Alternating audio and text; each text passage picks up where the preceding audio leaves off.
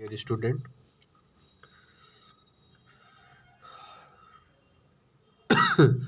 right now today you have to watch this video from here.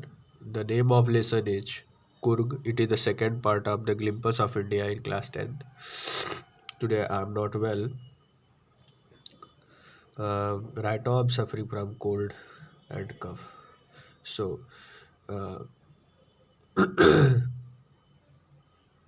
you can face some voice problem. So try to manage it. The fire look from here. I have taught you first and second paragraph in the lesson Kurg. The fiercely independent people of Kurg and possibly of Greek or Arabic descent. Coorg के जो लोग थे वो बेहद स्वतंत्र लोग थे, क्योंकि आपको मैं बताया था कि ये यूनानी वंशज के यूनानी वंशज के से बिलोंग करते थे। जो सिकंदर अलेक्जेंडर था वो भारत में आया था, तो वो कुछ लोग यहीं पे रह गए, तो उन्हीं को कुर्गीज कहा गया। मुझे लग रहा है मैं ये पैराग्राफ पढ़ा चुका हूँ, तो आपको यहाँ से देखना है। Coorgi homes have a tradition of hospitality. Look from here. Coorgi homes का इसके बाद का पैराग्राफ आपको देखना है। अगर वीडियो की पिक्चर क्वालिटी अच्छी नहीं है तो वॉइस से आप सुने। Kurgi homes have a tradition of hospitality, and they are more than willing to recount numerous tales of valor related to their sons and father. The Kurgi regiment is one of the most decorated in the Indian Army, and the first chief of Indian Army, General Karyappa, was a Kurgi. Even now, Kodoops are the only people in the Indian permitted to carry firearms without a license. ये तो हो ही चुका था। आगे देखिए, the river Kaveri. The river Kaveri obtains its water from the hills and forest of Coorg. Kaveri नदी जो कुर्ग के जंगलों और पहाड़ियों से पानी प्राप्त करती है। फिर इसके बाद है बहासीर, large fresh water fish abound in this water. कहा जाता है कि बहासिर एक बड़ी ताजे पानी की मछली इन जलों में मिलती है। Kingfishers dive for their catch while squirrels and the lagoons drop partially eaten fruit from the mischief of enjoying the splash and the ripple effect in the clear water। ऐसा कहा गया है कि एक पक्षी होती है जिसका नाम होता है किंगफिशर। वह अपने शिकार के लिए गोते लगाती है, डाइव लगाती है, तो कैच करने के लिए शिकार को। जबकि जो गिलहरी और लंगूर होते हैं आधे खाए हुए फल साफ पानी में की आवाज़ और लहरों के चलने का आनंद उठाने के लिए फेंकते हैं। मतलब वो साफ पानी में आधा खा करके फल को फेंक देते, जिससे उनको एक आवाज़ सुनाई दे। Elephants enjoyed being bathed and scrubbed in the river by their महावत। कहा जाता है कि जो हाथी होते हैं अपने महावत द्वारा इस पानी में नहलाए जाते हैं, और नदी में जो स्क्रैप्ड मतलब होता है खुरचना, नदी में उनको खुरचने का एक अलग सा आनंद प्राप्त होता है।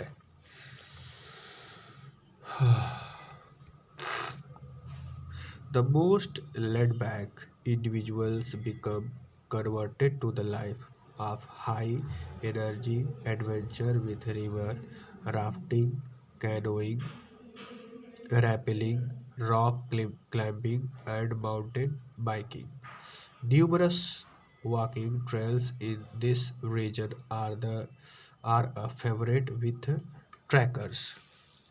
The most laid back individual become converted to the life of the high energy।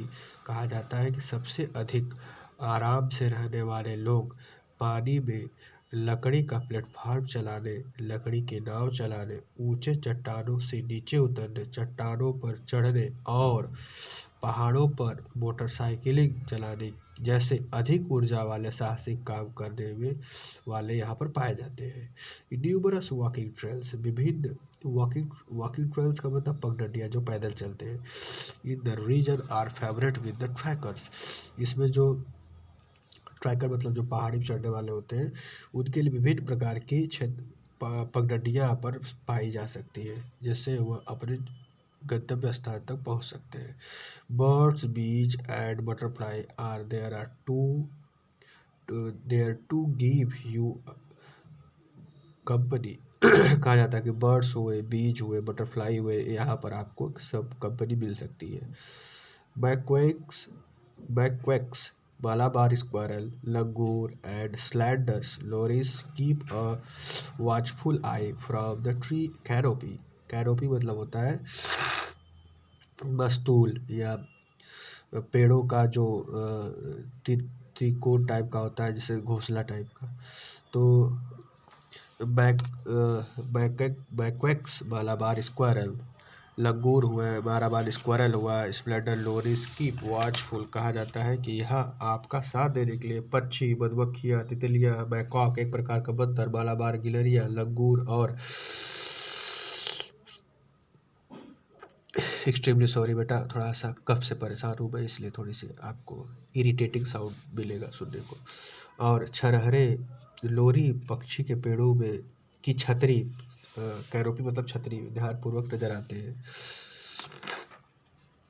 I do however prefer to step aside for wild elephants।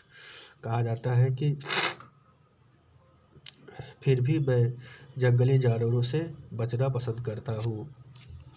अब एक पैराग्राफ और है और लेसन ये फिनिश हो जाएगा, तो आप ध्यान से देखें। The climb to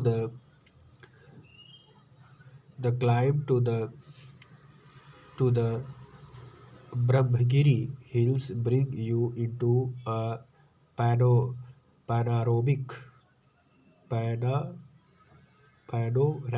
view of the entire misty landscape of Kurg। कहा गया ब्रह्मगिरी पर्वत पर चढ़ने से कुर्ग की धुंध भरी पूरी धरती पर नज़ारा मिल सकता है। A walk across the rope bridge leads to the 64-acre island of the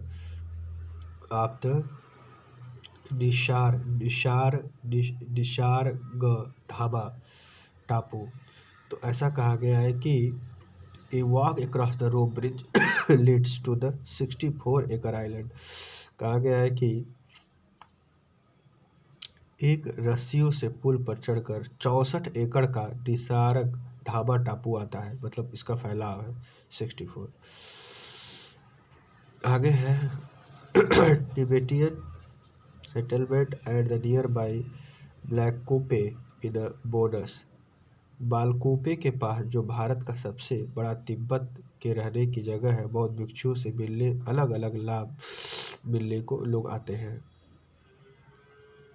The monks in a red or ochre and yellow robes are amongst the many surprises that wait to be discovered by visitors searching for the heart and soul of India right here in Kurg। कहा जाता है कि लाल, गेरुए और पीले कपड़े पहने हुए भिक्षु बहुत से अजूबों में से एक है जो इन यात्राओं द्वारा पाए जाने का इंतजार करते हैं और भारत के दिल और आत्मा को ढूंढते हैं। ठीक यहाँ कुर्ग में, मतलब कुर्ग में ये लोग, इस प्रकार के लोग पाए जाते हैं। कौन? बौद्ध भिक्षु। तो ये लेसन फिनिश हो गया। अब कल मैं आपको इसका क्वेश्चन आंसर करवा दूंगा। इसमें कुछ फैक्ट इन लाइफ है। How to reach by air, by rail, by road, मतलब कैसे आपको पहुंचना है। तो यहाँ पर दिया है कि बाय एयर आप कैसे पहुंच सकते हैं, बाय रेल कैसे पहुंच सकते हैं और बाय रोड कैसे पहुंच सकते हैं। तो यहाँ पर वो कुर्ग पहुंचने का डेस्टिनेशन बताया है। अगला हमारा जो पार्ट है पढ़ाना है वो है द टी फ्रॉम आसाम। यह एक लास्ट इसका पार्ट है, इसके बाद ग्लिम्पस ऑफ इंडिया फिनिश हो जाएगा। तो कल टी फ्रॉम आसाम पढ़ाऊँगा। अगर किसी को वीडियो से प्रॉब्लम है या कोई सब कुछ दिक्कत है तो आप मुझे मैसेज या कॉल कर सकते हैं, तो उससे रिलेटेड वीडियो मैं आपको सेंड कर दूँगा अगर न समझ में आया तो।